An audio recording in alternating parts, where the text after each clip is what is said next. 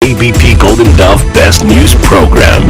Mula sa Head News Center ng pinakamaraming himpilan at number 1 na radio network ng bayan, RMN. Ito ang numero 1.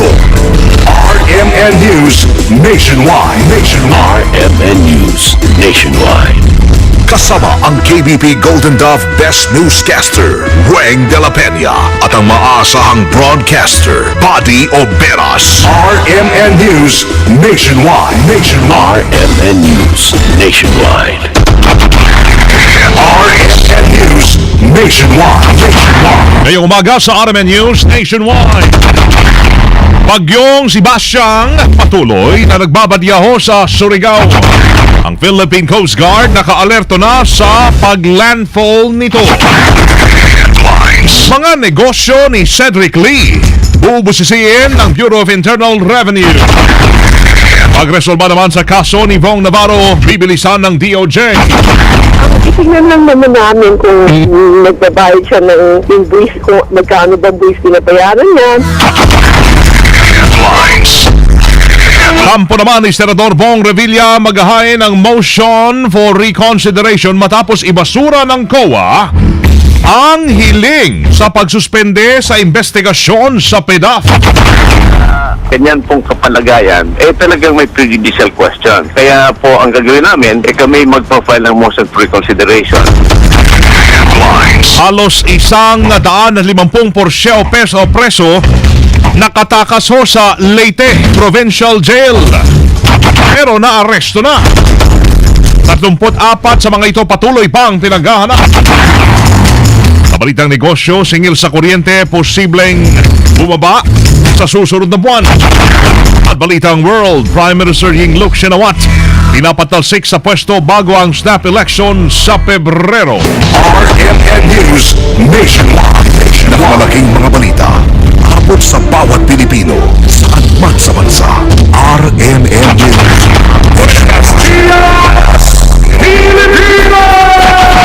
Umaga ho ng Biyernes na ngayon.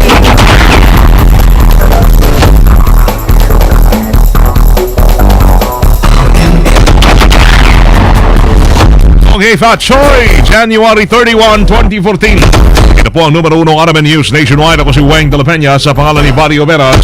At tayo ay live na live pa rin sa DWAR 103.9 RMN Palawan, DWSR 94.1 RMN Daet, DYHB 747 RMN Bacolod, at sa DXMY 729 RMN Cotabato. Live pa rin international via Ustream, search for RMN Manila. Ganun din sa WRMN New York, USA, at sa lahat ng ating mga numero 1 AM radio stations sa buong bayan. RMN News. Panahon. Sa panahon natin, napanatili ho ng bagyong Basyang ang lakas nito habang mabilis na kumikilos papalapit sa bahagi ng Surigao. Huling namataan ang bagyo sa layong 768 kilometers, silangan-hilagang silangan ng Hinatuan, Surigao del Sur, at kumikilos ito sa bilis na 30 kilometro bawat oras. Sa ngayon ay maraming lugar sa Visayas at Mindanao ang nasa ilalim ng babala ng bagyo, kabilang na ang southern part ng Samar, southern part ng eastern Samar, Leyte, kasama na pati Biliran. Ganon din ang Southern Leyte, Camotes Island, ang Cebu, Negros Provinces, Siquijor Island, Bohol, Surigao del Norte, kasama na ang Siargao Island, Surigao del Sur, northern part ng Agusan del Sur, Agusan del Norte, Camiguin Island, Dinagat Province at Misamis Oriental. Dahil dyan magdudulot ho ang outer clouds ng bagyo na mahina hanggang katamtamang pag-ulan may dala sa mga naturang lugar. Inaasa magla-landfall ho ang bagyo sa Surigao Provinces ngayong Biyernes ng gabi o Sabado ho ng umaga. Oras na ito'y tumama sa kalupaan, posibleng maging low pressure area muli ang bagyo kung saan ay mahihirapan nilang lumakas ang bagyo dahil sa amihan o yung northeast monsoon. Itinaas naman ng Philippine Coast Guard na ang kanilang alerto kasunod ng naging babala ng Pag-asa na isang ganap ng bagyo ang dating low pressure area na nagbabanta sa Mindanao. Ayon kay Philippine Coast Guard spokesman Commander Arman Balilo, regular na silang magbibigay ng abiso sa mga buwambiyahe sa dagat pati na yung mga mangingisda. Tutukoy na rin nila mga mapanganib na lugar para sa maliit na sasakyang pandagat. Kapag lumapit ho ang bagyo ay otomatikong kakanselahin ang lahat ng biyahe ng barko at iba pang sasakyang pandagat. Tiniyak ni Justice Secretary Leila De Lima na mabilis o ang mabilis na pag-usad naman ng kaso ng sa patong-patong na reklamong kriminal na inihain ng actor TV host na si Von Navarro laban kina Denise Cornejo, Cedric Lee at 6 na iba pa. Ayon kay Lima o De Lima, bumuo na ang Department of Justice ng panel of prosecutors na hahawak naman sa mga reklamong isinampa ni Von Navarro na serious illegal detention, serious physical injuries, grave threats, grave coercion, illegal arrest at blackmail. Itinalaga ni Prosecutor General Claro Arellano bilang miyembro ng panel sina Assistant State Prosecutor Olivia Torrevillas, Assistant State Prosecutor Hazel De Sena Valdez at Assistant State Prosecutor Mary Elvira Herrera. Sakaling makita ng probable cause ang reklamo, agad isasampa sa korte ang kaso upang makapagpalabas ng warrant of arrest laban sa mga respondent. Sisilipin naman ng Bureau of Internal Revenue o BIR ang mga negosyo ni Cedric Lee na itinuturing nasa likod ng pambubugbog sa TV host actor na si Von Navarro. Sa interview ng RMN, sinabi ni BIR Commissioner Kim Menales na nagka-inter silang alamin kung nagbabayad ba ng tamang buwis si Lee matapos itong i-anunsyo sa media na marami siyang negosyo. Natural lang naman ho, titingnan namin kasi sinabi mo niya na marami siyang negosyo. So, ang titingnan lang naman namin kung nagbabayad siya ng yung buwis, kung magkano ba buwis pinabayaran niya, tingin namin tama ba ito. Batay sa record ng Securities and Exchange Commission o SEC, nasa 14 na korporasyon ang nakalista sa pangalan ni Cedric Lee. O tinitingnan lang namin kung yung more than 10 na yan, nagpahistado ba yan, nagbabayad ba yan ng buwis, no? Kung ano ba mga negosyo, hindi no? Samantala, kasosyo rin ni Lee ang negosyanteng si Tyron Ong na private supplier ng Philippine National Police na sinampahan na noon ng kasong tax evasion. Paghahay naman ng motion for reconsideration ng kampo ni Senador Bong Revilla matapos magdesisyon ng ombudsman at tanggihan ng hirit nilang suspindihin ang preliminary investigation sa Priority Development Assistance Fund o PDAP scam. Sa interview ng RMN sa legal counsel ni Revilla na si Attorney Joel Bodegon, sinabi nitong may prejudicial question at dapat ikonsidera ang hiling na pagpapatigil sa investigasyon.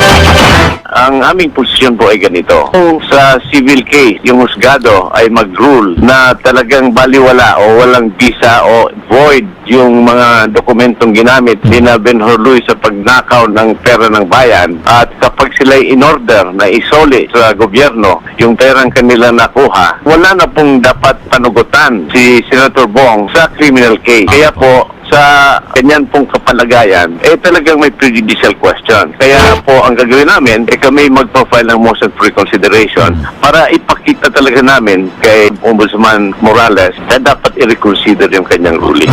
Una rito, inangay naman ang kampo ni Revilla ng civil case laban kina Ben Horluy at iba pang whistleblower sa Regional Trial Court dahil mismong ang mga ito ay umami na pineke nila ang lagda ng mambabatas para mailabas ang pera mula sa pork barrel. Kung maaaring pag-iban muna ang preliminary investigation sa kadahilanan meron kaming sinampang civil case sa Regional Trial Court, uukol dun sa pagbabaliwala naman ng mga PDAP documents na pinalsipika ni na Ben Horluy at ang mga kasabwat nito at ang pagpasoli ng pera na kanilang nakalap sa paggamit ng mga palsipikadong dokumento. Nabatid na batay ho sa resolusyon ng Ombudsman, walang basehan ang pagpapahinto ni Revilla sa kanilang proseso dahil bahagi ito ng kanilang mandato. At maging ang hirit ng dating staff ng senador na si Attorney Richard Cambe na may kaparehong kahilingan ay binasura rin ng Ombudsman. Hindi umano papayag si Ombudsman Conchita Carpio Morales na maantala ang kanilang preliminary investigation sa mga kasong naisampa sa kanilang tanggapan. Kaugnay ng pork barrel scam, determinado umano ang Ombudsman na agad na matapos ang proseso sa kasong ito dahil nakasalalay dito ang interes ng publiko. Kasabay nito umano dito ang pagbasura naman sa hirit ni Senador Bong Revilla na suspendin muna ang preliminary investigation. Ayon kay Morales, base sa kanilang records, marami na sa mga akusado o sa mga kaso ukol sa pork barrel scam ay nagay ng motion para humingi ng dagdag na panahon para sa pagsusumite ng counter affidavit sa at iba pang pleadings. Pero binigyan din ng Ombudsman na hindi uubra sa kanila ang mga motion na mag-aantala lamang ng proseso. Katalay sa pagbabasura naman ng motion ni Senador Revilla, kasabay ng ibinasura naman ng Ombudsman ang plunder counter charge nito laban kay Ben Hurloy at iba pang whistleblower dahil admitted na ang mga ito sa Witness Protection Program ng Department of Justice. Halos 200 preso ang nakatakas mula ho sa Leyte Provincial Jail sa bayan ng Palo, Huwebes ng madaling araw. Batay sa kumpirmasyon ng Philippine National Police, kabuang 431 ang bilang ng mga bilanggo sa kulungan pero 182 dito ang nakatakas. Ayon kay Senior Superintendent Will Ben Mayor, nakapagsalita ng PNP Chief Director General Alan Purisima, matinding gutom ang tinutukoy na dahilan ng pagtakas ng maraming mga inmates. Sa ngayon ay nila ay nasa 34 na lamang ang hinahanap ng mga otoridad matapos na maaresto ang 148 sa mga ito. Kasunod niyan agad namang pagpapaliwanagin ng mga opisyal ng Leyte Provincial Jail. Ang bayan ng Palo ang kabilang ho sa mga lugar na matinding sinalanta nung Super Typhoon Yolanda noong November 8, 2013. Noong kasagsagan ng bagyo, sinasabing marami ring bilang ng mga inmates ang tumakas matapos gumuho ang ilang parte ng pader ng kanilang kulungan. Ibang balita, pagsasampa ng kaso laban kay dating Chief Justice Renato Corona, bahagi ng legal proceedings at hindi persecution. Kasama natin sa balita si Deo de Guzman. RMN Report! Nilinaw ng Palasyo ng Malacanang na hindi political persecution ang pagsasampa ng kasong perjury at ill-gotten wealth ng Office of the Ombudsman laban kay dating Supreme Court Chief Justice Renato Corona. Ito ang inihayag ng Malacanang sa pahayag ni Corona na hindi siya tinatantanan ng administrasyon sa pag-uusig. Ayon kay Presidential Communications Operations Secretary Sunny Coloma, alam naman ni Corona na bahagi ng legal proceedings ang pagsasampa sa kanya ng kaso. Sinabi din ni Coloma na dumaan naman sa proseso ang pagkakatanggal kay Corona sa posisyon at hindi totoong political persecution ang kasong kinakaharap ni Corona dahil ito ay sinusuportahan ng mga ebidensya. Kasama mo sa Palasyo ng Malacanang para sa DZXL 558, Deo de Guzman, Tatak RMN. Kalang pagbuhay naman sa death penalty hindi isusuko ni Senator Soto. Kasama natin sa balita si Grace Mariano. RMN Report! Patuloy na isusulong ni Deputy Minority Leader Vicente Tito Soto III ang kanyang panukalang ibalik ang parusang kamatayan bilang solusyon sa tumataas na antas ng mga kaumal-dumal na krimen. Ito ay kahit pa hindi kaisa si Pangulong Noynoy Aquino sa pagsusulong sa panukala at kahit pa ilan sa kanyang mga kasamahang senador ang nagpahayag na ng pagtutul dito. Umaasa si Soto na sa oras na magkapaliwanagan na at umarangkada ng debate ukol sa pagbuhay ng death penalty ay marami ang makukumbinsi na ito ay kailangan ngayon para labanan ang nakakaalarmang bilang ng mga krimen sa bansa. Dagdag pa ni Soto, dapat ding ikonsidera ang isang survey na nagsasabing 90% ng mga Pilipino ang pabor na muling ipatupad ang parusang bitay. Naniniwala din si Soto na may makukuha siyang suporta mula sa Kamara, lalo pat itinutulak na rin ni Congressman Rufus Rodriguez na magkaroon ng death penalty sa mga dayuhang nakakagawa ng krimen sa bansa. Punto ni Soto, kung ang mabibigat na pagkakasala sa batas ng mga dayuhan ay dapat tapatan ng parusang kamatayan, dapat lang din na ito ay ipatupad sa mga Pilipinong mapapatunayang may matinding pagkakasala. Kasama mo sa Senado, Grace Mariano, Tatak RMN. Nationwide! Death penalty imposible nang maibalik. Ayon naman kay Secretary De Lima. Kasama natin sa balita si Angel Ronquillo. RMN Report!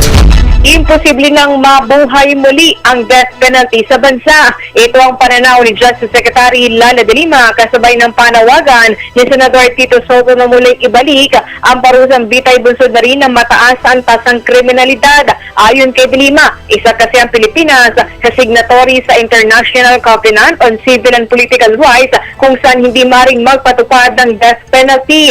Sinabi pa ng kalihim na marami namang paraan upang disiplinahin na isang akusado pero sa isang makataong pamamaraan. Paliwanag dito na kapag nahatulan na kasi sa akusado ng bitay at sa huli napatunayang walang pagkakasala sa korte ay hindi na maaari pang ibalik ang buhay ng isang tao. Kasama mo sa lungsod ng Maynila, Angel Ronquillo, Tatak RMN. MMDA. Metro Manila tayo nagbabala sa mabigat na daloy ng traffic ngayong long weekend. Sama natin sa balita si Joyce Adra. RMN Report! Nagbabala ang MMDA sa mabigat na daloy ng trapiko ngayong long weekend sa kahabaan ng EDSA. Ayon sa MMDA, ito ay bunga ng road repairs at reblocking ng DPWH. Nagsimula ang pagkukumpino sa ilang bahagi ng EDSA kaninang alas 2 ng madaling araw at magtatapos ito sa Lunes alas 5 ng madaling araw. Kabilang sa mga maapektuhan ang Santolan Flyover, Carlos P. Garcia Avenue, Shaw Boulevard, Reliance Street, Boni at sa Caloocan naman ay ang bahagi ng EDSA mula Arellano Street at Don Ang Street. Suspendido naman ang number coding scheme ngayong araw dahil sa special non-working day dahil sa Chinese New Year. Kasama mo sa Southern Metro Manila, Joyce Adra, Tatak RMN. Pinanungkot ho ng DFA ang pag-alis ng Hong Kong sa visa-free access sa mga Pinoy bilang bahagi ng umano'y parusa sa Manila hostage crisis na naganap. Sa ginawang press conference, sinabi ni DFA spokesman ASEC Raul Hernandez na nagawa na rin ng Pilipinas na maipahayag ang deepest regret and condolence nito sa insidente na kinamatay ng 8 Hong Kong nationals, kaya hindi magbibigay ng apology si Pangulong Noynoy Aquino. Nais ng Hong Kong na mismong si Pangulong Aquino ang humingi ng tawad sa insidente, bagay na hindi naman sinasangayunan ng palasyo. We have been made to understand that the victims and their families have agreed to this offer. In response to this generous offering, a total renegotiation has been opened by the Hong Kong SAR government to seek a demand for an apology, which the Philippines, as a sovereign nation, is not prepared to consider. Our nation has already expressed its deepest regret and condolences over the incident, and we are preparing to reiterate this. The DFA spokesman Assistant Secretary Raul Hernandez. RMN News Negosyo. Posibleng bumabaho ang singil sa kuryente next month. Ayon kay Meralco President Oscar Reyes, may mga indikasyon magkakaroon ng pagbaba sa singil sa kuryente na mas mababa kaysa sa singil sa nakalipas na 2 buwan. Pero sa susunod na linggo, pa ito malalaman kung magkano ang magiging aktual na generation charge para sa bill ngayong Pebrero. Samantala, sa Congressional Power Commission hearing naman sa Senado, tiniyak naman ni Energy Secretary Jericho Petilla na tatakbo at magagamit ang Malaya Power Plant sa Rizal sakali magkaroon ng kakulangan sa supply ng kuryente sa summer kung kailan mataas ang demand nito. Ginagawa na niya ang draft circular para magamit ang planta bilang emergency measure. RMN News Abroad.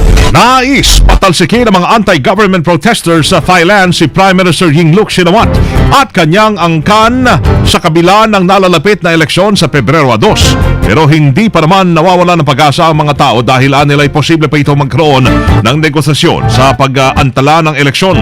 Ay naman sa isang protest leader na si Suthep Thaugsuban, hindi man nila makontra ang eleksyon, ay pipilitin nilang matanggal sa pwesto ang kanilang kasalukuyang leader. Nagpapatuloy pa rin ang state of emergency sa Thailand. Mga kasama, live pa rin mula dito sa RMN News Center sa Makati City. Inyo pong narinig ang numero 1 RMN News nationwide. Ngayon ay Biyernes, January 31, 2014. Happy Chinese New Year. Wanghi, Watsai. Sa mga taga Zamboanga, susunod na ho diyan si kasamang Joel Sanson. No te vayas, no te vayas. Sa DXRC 900, numero 1. No puedes, que me puedes olvidar.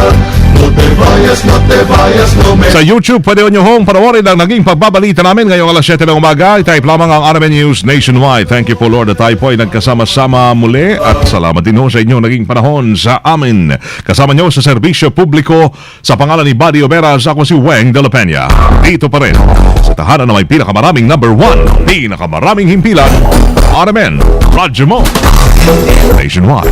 Live via satellite. Live via satellite. RMN News Nationwide. Buong pagsasa ng boses ng balita. RMN News Nationwide. Elora, mga gwapo-igwapa, ayan, ay tatak alas 7:18 is standard time of the country.